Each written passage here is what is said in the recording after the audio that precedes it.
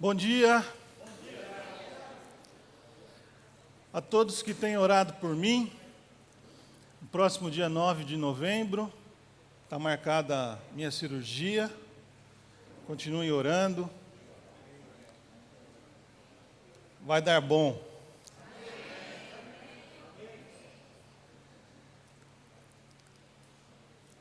Esse é o tema que eu escolhi, orientações de Pedro, do apóstolo Pedro, para os últimos dias. Eu não coloquei a palavra ordens, que talvez fosse muito forte. Conselhos, muito fraco. Exortações, recomendações, orientações, acho que se encaixa dentro daquilo que nós podemos conversar hoje. 1 Pedro, capítulo 4, dos versículos 7 até o 11, a versão que eu vou ler com vocês é da NVI, Nova Versão Internacional. Você pode acompanhar aí na projeção, você que está em casa também. O fim de todas as coisas está próximo. Portanto, sejam criteriosos e sóbrios. Dediquem-se à oração. Sobretudo, amem-se sinceramente uns aos outros, porque o amor perdoa muitíssimos pecados. Sejam mutuamente hospitaleiros sem reclamação. Cada um exerça o dom que recebeu para servir aos outros, administrando fielmente a graça de Deus em suas múltiplas formas. Se alguém fala, faça-o como quem transmite a palavra de Deus. Se alguém serve, faça-o com a força que Deus provê, de forma que em todas as coisas Deus seja glorificado mediante Jesus Cristo, a quem sejam a glória e o poder para todo o sempre. Amém. De certa forma, a música que nós acabamos de cantar tem a ver com isso, né? Brilha Jesus, brilhando através de nós. As cartas de Pedro mostram um homem diferente daquele retratado nos evangelhos. O bruto pescador, Simão, impulsivo, briguento, cheio de violência, infiel, foi reabilitado pelo Cristo ressurreto e batizado no Espírito Santo. E aí o próprio Pedro, pelo que lemos nas cartas que são atribuídas como de sua autoria, passou a ter características de Jesus. Prontidão para sofrer, sabedoria, humildade, domínio próprio, um servo esvaziado de si mesmo, líder naquela igreja primitiva. Esse Pedro, conta a tradição, não está registrado na Bíblia, mas está registrado na história. Foi preso e sentenciado à crucificação e pediu. Viu? Gostaram agora, hein? Isso chama reflexo. A Maísa vai me dar um...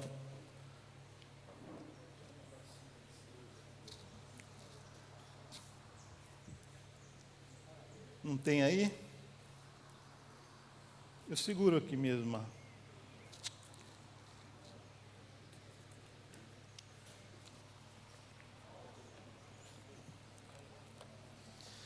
Muitos de vocês não sabem, acho que chegou a hora de eu contar, né? Eu fui um zagueiro da seleção brasileira de futebol. Acreditem. Quando eu tinha 17 anos de idade, eu joguei na seleção brasileira juvenil. Você acredita, Ed? Então o reflexo ajudou, viu? Muito bem. Então, estava contando aqui que ele foi preso, sentenciado à crucificação, e pediu para ser colocado de cabeça para baixo, porque pareceria presunção morrer como seu mestre. E a carta de 1 Pedro foi escrita aos judeus e gentios espalhados por toda a Ásia Menor, que é aquela região da Turquia, por ali, chamados de peregrinos dispersos. Não se sabe com precisão onde Pedro estava quando ele escreveu. Há a sugestão de que ele estava em Roma, porque no finzinho dessa carta de 1 Pedro, ele escreve Babilônia, como sendo um codinome de Roma, até para fugir da perseguição que acontecia naquela época. Mas é uma carta de encorajamento aos crentes que estavam sofrendo. E traz algumas recomendações quando o fim de todas as coisas se aproxima.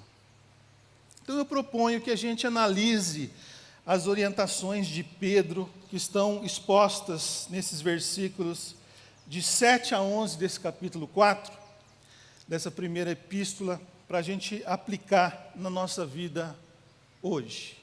A primeira recomendação do apóstolo é sobriedade e oração.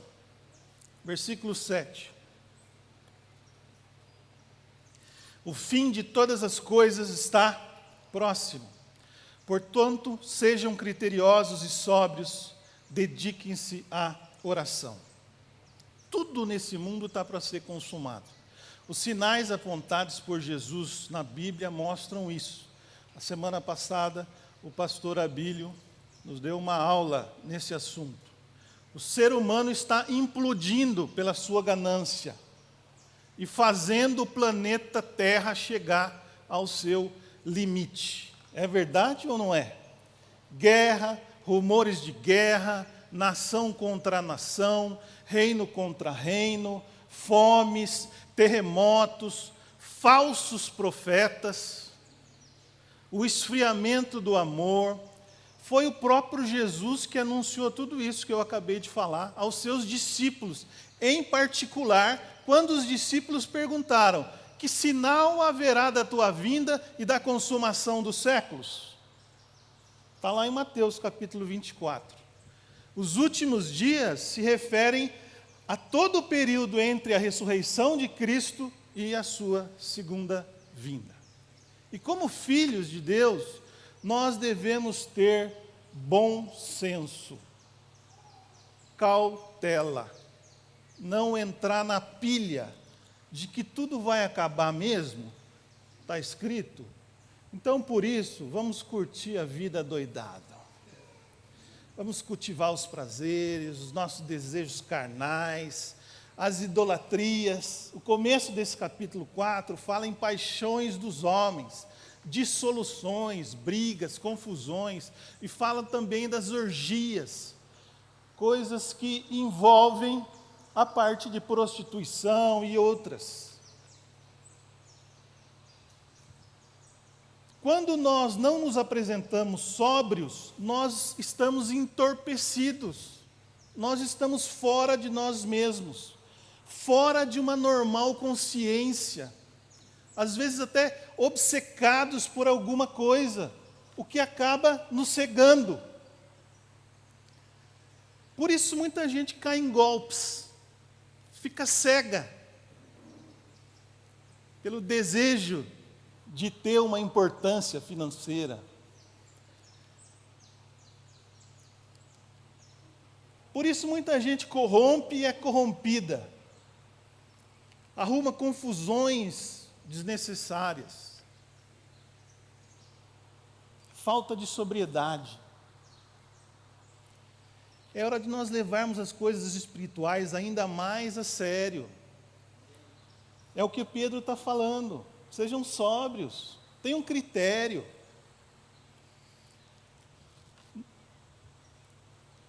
De ouvirmos e obedecermos a Deus e a sua palavra, de pesarmos na balança o que vale a pena. Será que vale a pena algumas brigas que compramos? fazer avaliações sem interferências externas, sem ruídos. Nós não podemos viver sobrecarregados pelas preocupações deste mundo, ficar distraídos de bobeira por aí. É preciso vigiar. A palavra fala muito em vigiar. Vigiem. Estejam de prontidão, estejam de alerta. Vocês se lembram da parábola das virgens e seus noivos? 5 virgens prudentes levaram azeite para suas lâmpadas, 5 nécias não. Escureceu, elas dormiram. E quando os noivos chegaram, só as prudentes tinham azeite suficiente para as bodas. As outras perderam o casamento e perderam a festa. Ficaram de fora. Precisamos investir numa vida de oração. Dediquem-se à oração. Dediquem-se à oração, é o que fala no final desse versículo. Busca sincera a Deus, comunhão de coração aberto com o Pai, vida disciplinada por encontro diário com o Criador e sustentador de todas as coisas. Como é que está a sua vida de oração? Quanto tempo você tem passado no WhatsApp e quanto tempo você tem passado em comunhão com Deus em oração? Quanto tempo você tem passado no Facebook e no Instagram? E quanto tempo você tem passado em oração com Deus? Quanto tempo você tem compartilhado notícias? E quanto tempo você tem compartilhado a palavra de Deus?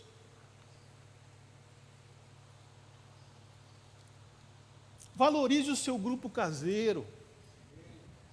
Participe. Essa semana, teve 3 pessoas que não estavam vindo e retornaram. Oh, coisa boa!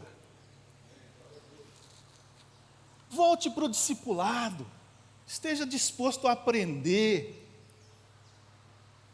Para você poder ensinar. Quem não aprende, não tem o que passar. Dê importância à reunião de oração. Terça-feira, invadimos a casa do Ed e da Lilian de novo. Ô sofá bom que tem lá. E oramos. Oramos por esse período eleitoral, oramos pelas autoridades, oramos pelos doentes, oramos pelos mais diversos motivos. Tivemos comunhão. Venha orar. Não fique de fora.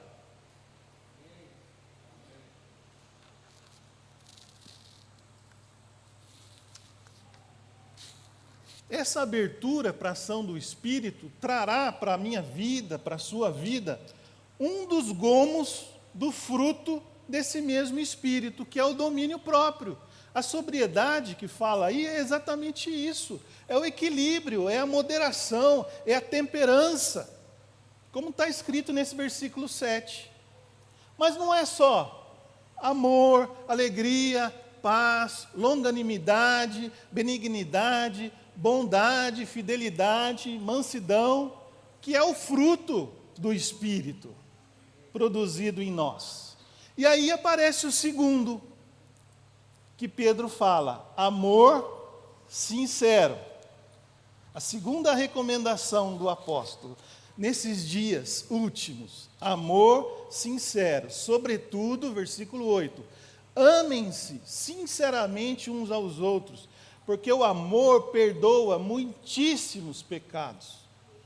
Pedro, na verdade, ele repete esse pedido, amem sinceramente uns aos outros, que já tinha sido feito lá no capítulo 1, desse 1 Pedro, no versículo 22, com outras palavras.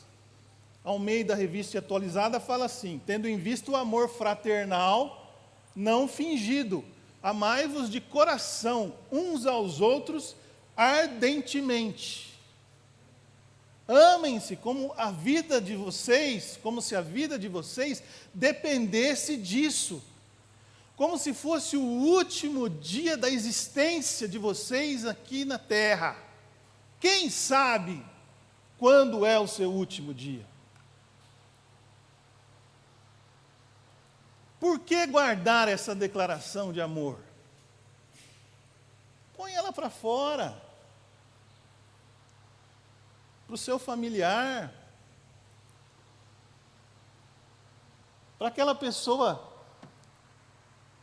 que você tem apreço, e para aquela que você também não tem, porque Jesus falou para nós amarmos os nossos inimigos, porque assim nós vamos ser perfeitos.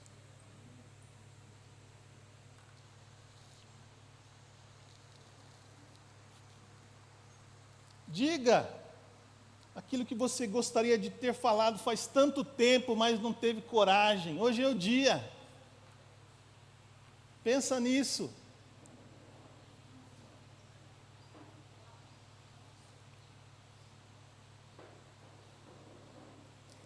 O versículo começa com a palavra sobretudo, não o substantivo sobretudo, que é aquela capa que a gente põe assim, quando está muito frio.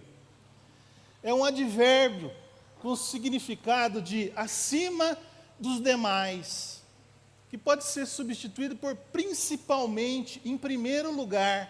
Então a gente poderia ler assim, olha, em primeiro lugar, amem-se sinceramente uns aos outros.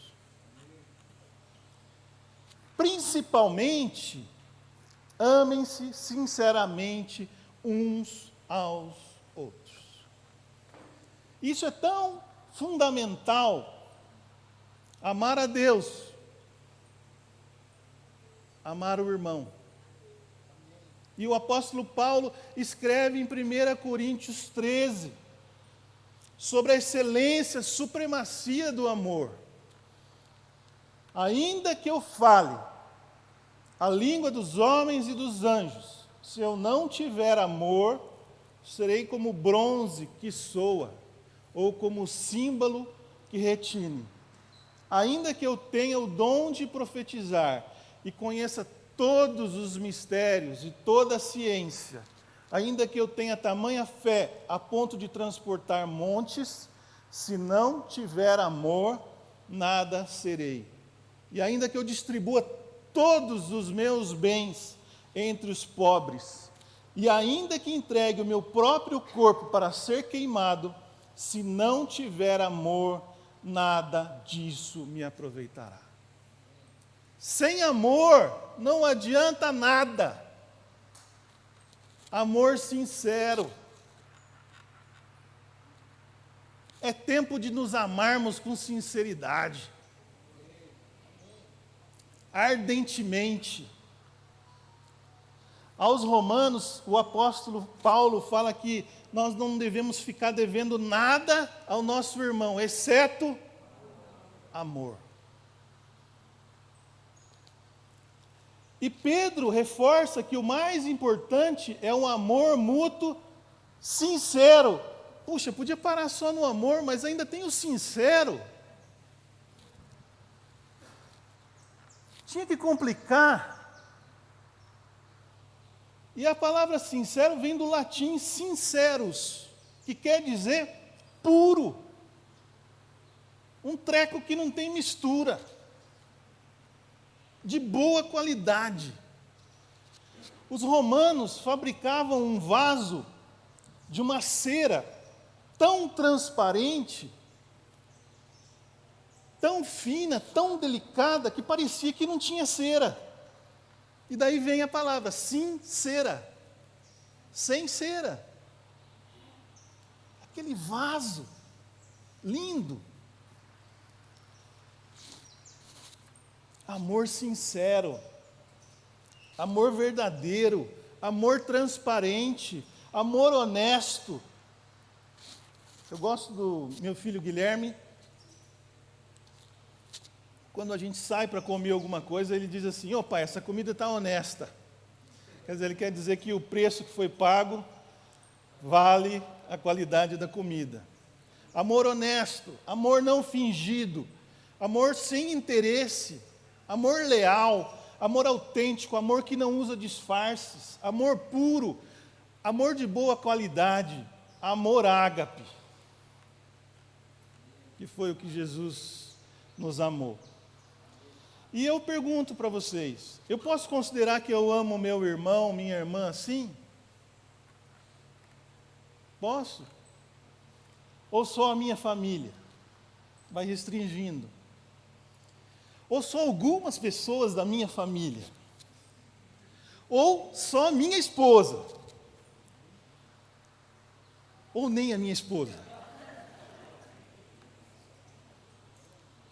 Ou eu me amo, eu não consigo viver sem mim.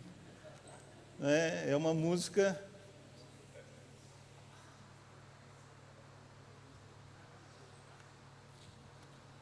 Ficou famosa aí anos atrás. E o versículo 8 termina dizendo que o amor perdoa muitíssimos pecados. E não é verdade? Não é o remédio de Deus para os casais, como fala o pastor Abílio? Está registrado lá num dos livros dele. O amor, o perdão, é o remédio de Deus para os casais. Quantos anos o senhor vai fazer de casado? Quantos anos? 7-1? 7-1. Quanto perdão não tem aí envolvido? Já pensou? Remédio de Deus para os relacionamentos quebrados, para as divisões. O amor resolve praticamente qualquer situação. O efeito de um pedido de perdão, a aceitação de um perdão, é algo tremendo que mexe com o mundo espiritual. Terceiro, hospitalidade sem reclamação. Versículo 9. Sejam mutuamente hospitaleiros sem reclamação. Que coisa, podia ser só hospitaleiros de novo, né? Tem sempre uma coisinha a mais aí. O Pedro, você vê como o Pedro evoluiu na espiritualidade dele? E quando se fala em hospitalidade, a primeira situação que vem à cabeça é receber alguém para dormir em nossa casa, dar uma cama, uma refeição a quem precisa, uma família que está de passagem, pessoas perseguidas no seu país que fogem em busca de um refúgio, um local melhor para viver. Lá em Portugal nós recebemos uma família do Marrocos, que foi expulsa, os missionários. Eles cuidavam lá de um orfanato e foram expulsos. E nós os recebemos por uns 20 dias, até eles retornarem para o Brasil. Marido, mulher e, na época, eram 2 crianças. Tudo bem, isso é hospitalidade. Foi uma bênção. Essa família agora está no Afeganistão.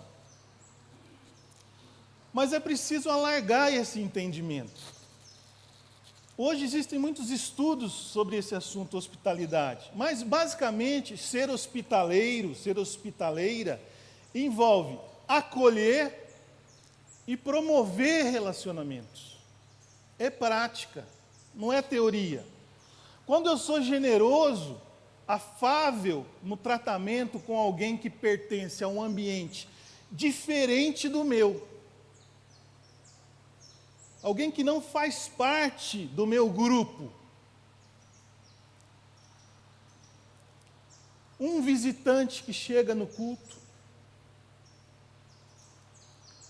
uma pessoa que eu até já conheça, mas que notadamente tem pensamentos contrários aos meus, um novo colega de trabalho.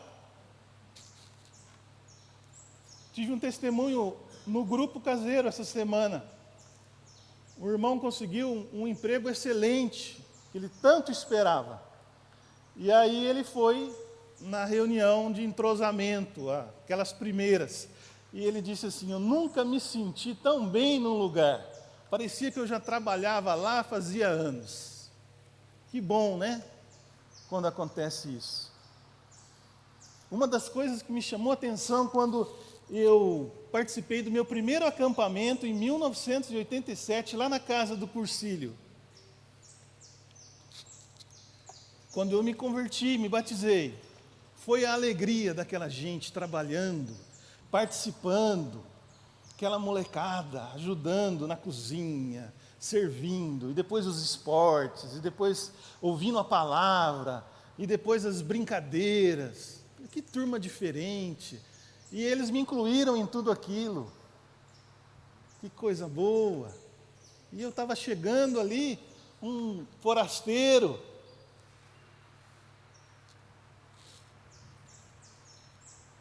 Quando percebo que alguém precisa de uma orientação e eu tomo essa iniciativa de ajudar, ou o sujeito que está isolado por algum motivo e eu tento incluí-lo no grupo.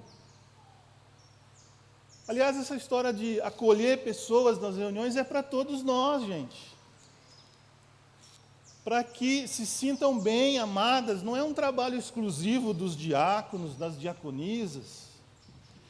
E tem um detalhe nesse versículo 9, que eu já comentei: ser hospitaleiro sem reclamação, sem murmurar, sem ficar bravo, sem fazer biquinho.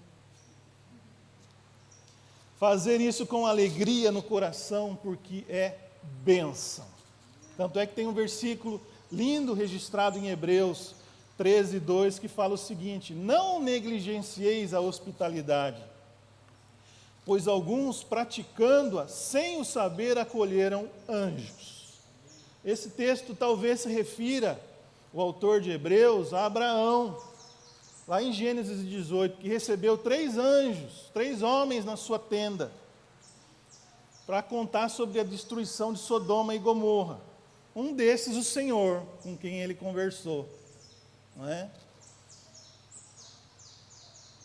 E agora que nós temos a oportunidade de nos reunirmos novamente, de fazermos churrascos, de comermos juntos, vamos retomar aquela hospitalidade de antes. Vamos estar juntos, vamos comer juntos. Precisamos disso, precisamos afinar os nossos relacionamentos. Isso é muito importante. Abrir as nossas casas, para que Deus seja glorificado. Se eu e você, que estamos há algum tempo sem fazermos isso, convidamos um outro visitante, ele pode se integrar entre nós, ouvir os nossos testemunhos, ouvir a palavra, e quem sabe receber esse Jesus que chegou na nossa vida.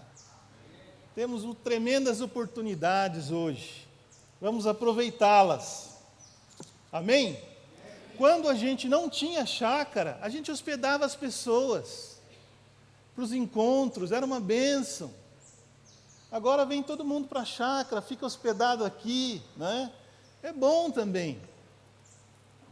Mas vamos hospedar as pessoas, convidá-las para irem nas nossas casas, as pessoas de fora, para passarem um fim de semana. Eles vêm aqui, no encontro translocal, vieram, convidaram a Ângela, fica na minha casa lá um fim de semana, vem o Rony lá do Mato Grosso do Sul, vem pescar, vem para a gente fazer algo junto, né? Não era só passar alguns dias em comunhão, transmitindo a palavra, mas era estar junto, como pessoas, como homens, que precisam de descanso, que precisam de um tempo de refrigério também, como família. E o último ponto desse texto do 1 Pedro é o serviço fiel. Cada um exerça o dom que recebeu para servir os outros, administrando fielmente a graça de Deus em suas múltiplas formas. Se alguém fala, faça-o como quem transmite a palavra de Deus. Se alguém serve, faça-o com a força que Deus provê. E eu parei o versículo 11 aí, no provê. Depois eu volto para completar, na conclusão. Vejam, aqui em 1 Pedro, é a única ocorrência da palavra dom fora dos escritos de Paulo. E nós temos que entender os dons espirituais como essas capacidades dadas por Deus para serem usadas no corpo. Dons que são concedidos de acordo com as necessidades da igreja. Portanto, o uso do dom, o seu serviço é individual. Cada um de nós temos pelo menos um dom. E é imprescindível o seu uso para que o corpo funcione plenamente.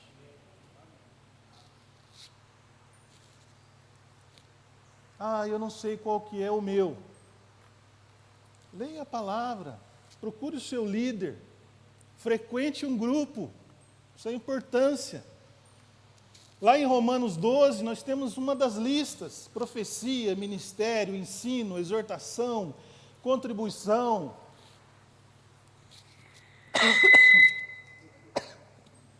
É duro, né? Você vai tossir, você não sabe o que você faz para segurar aqui.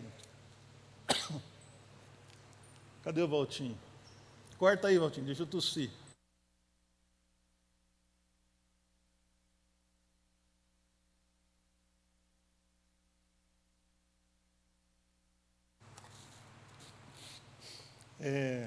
Pronto. Romanos 12, contribuição, dom de presidir, de misericórdia. 1 Coríntios, de 12 até 14, nos capítulos. Palavra de sabedoria, palavra de conhecimento, fé, dons de curar, operações de milagres, discernimento de espíritos, variedade de línguas, interpretação de línguas. Os dons ministeriais estão em Efésios, capítulo 4. Apóstolos, profetas, evangelistas, pastores mestres. Nós precisamos ser generosos com os dons que Deus nos concedeu e permitir que nossos irmãos participem deles. Não podemos ficar guardando isso para nós.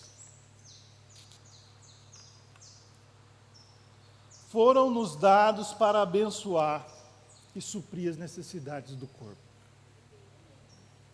Pensa bem nisso. Você tem retido algo que o Senhor te deu? Você está pecando, meu irmão, você está fazendo isso.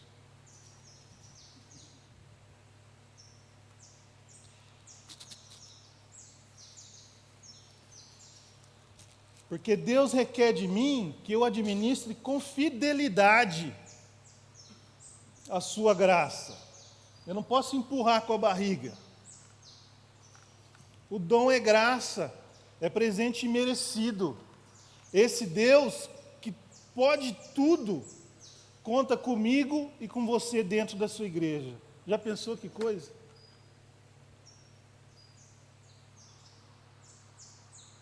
Se eu tenho o dom da palavra, que sejam palavras de Deus e não minhas. Por isso eu vou estudar, por isso eu vou me empenhar, aprofundar, preparar, ouvir a Deus, buscá-lo, para que Ele fale. Se é ajuda, que eu esteja de prontidão, atento, que minha colaboração seja abençoadora, porque essa colaboração vem da parte de Deus através de mim e de você, mas é Deus quem está ajudando. Nós somos instrumentos, nós não temos méritos. Uma colaboração financeira, a simples presença física, seja como for. A Ana Borges fez um tempero nas suas comidas. Gente, eu quase que comi 3 vezes cada prato. Foi um exagero, de tanta saudade que eu estava. Aquele macarrão estava demais, né? Conclusão. Final do versículo 11. Se alguém serve, faça-o com a força que Deus provê, de forma que, em todas as coisas, Deus seja glorificado mediante Jesus Cristo, a quem sejam a glória e o poder para todos sempre. Amém. Sem dúvida, o fim de todas as coisas está próximo. mais perto agora do que antes. Devemos observar essas recomendações do apóstolo Pedro, sermos criteriosos, sóbrios e pessoas de oração, de amor sincero, que hospedam sem reclamar e servem fielmente a Deus. Dessa forma, Ele é exaltado. Porque nós não conseguimos fazer nada disso pelas nossas próprias forças. Ele é quem provê as condições, os dons, para que resistamos até o fim e para que o nosso testemunho impacte toda uma sociedade em que nós estamos inseridos. Para nós anunciarmos, não só com nossos lábios, mas com nosso testemunho, com nossa vida, o Evangelho do Reino. A minha oração nessa manhã é que a honrosa presença de Deus se torne evidente em tudo que fazemos por meio de Jesus, para que Ele, o Todo-Poderoso e Eterno, receba todo o crédito. E eu quero ler com vocês, pode pular, acho que tem isso, aí é o esqueminha, o próximo versículo. Isso, vamos ler juntos esse versículo? Em todas as coisas, Deus seja glorificado mediante Jesus Cristo, a quem sejam a glória e o poder para todos sempre. Amém. Amém.